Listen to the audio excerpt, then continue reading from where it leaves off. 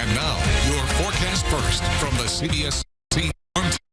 The beautiful start to the weekend, but changes are coming, and it's going to be some big changes to our forecast. Thank you for joining us here this evening. See here right now across the region, looks good from the top of the tower sky view, 51 degrees, so not too bad, but it is going to be downright chilly as you start out the day tomorrow. Temperatures are going to fall to the upper 30s overnight. Tonight will stay clear, but clouds do return back to the forecast.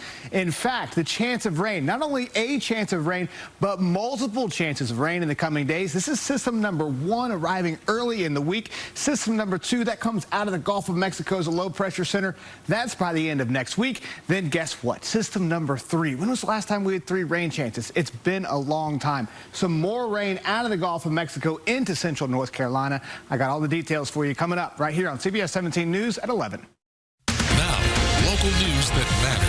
This is CBS 17 News. Good evening, and thank you so much for joining us tonight. I'm Maggie Newland. The Raleigh Christmas Parade returned, kicking off the holiday season across the Triangle. As CBS 17's Malia Roy reports, the parade celebrated tradition while honoring a young performer who tragically lost her life during last year's event.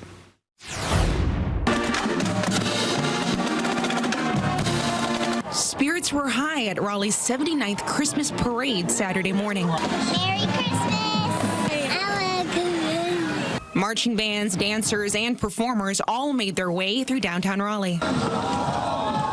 This year's celebration had a different look and feel from previous ones. That's because of a ban on motor vehicles and floats following the death of a young dancer after she was accidentally hit by a truck participating in last year's event. There was a moment of silence for Haley Brooks before the parade, and many participants pinned teal ribbons on their costumes in her honor. That was such a sad and terrible day, and so we wanted to honor her by marching and having all the band members have these teal ribbons in her honor. One woman I spoke with has been to every Raleigh Christmas parade since the 1940s, and she says the magic is still there while respecting last year's tragedy. You have the carriages with the horses and that old-timey feeling. The bands are playing.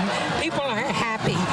So it is a time of healing for this parade, and really appreciate all the safety mechanisms they've put in. In Raleigh, Amalia Roy, CBS 17 News. And a state lawmaker plans to reintroduce a bill that would standardize safety rules and regulations for parades here in the Triangle and throughout North Carolina. The measure was introduced to the General Assembly this year, but stalled. I want to make sure that we keep moving the ball forward and making progress so that these rules can be implemented statewide across North Carolina. The measure would require police or fire departments to inspect all vehicles and parades that take place in cities and towns with more than 35,000 people. The drivers of those vehicles would have to be at least 25 years old and be up to date on registration and insurance.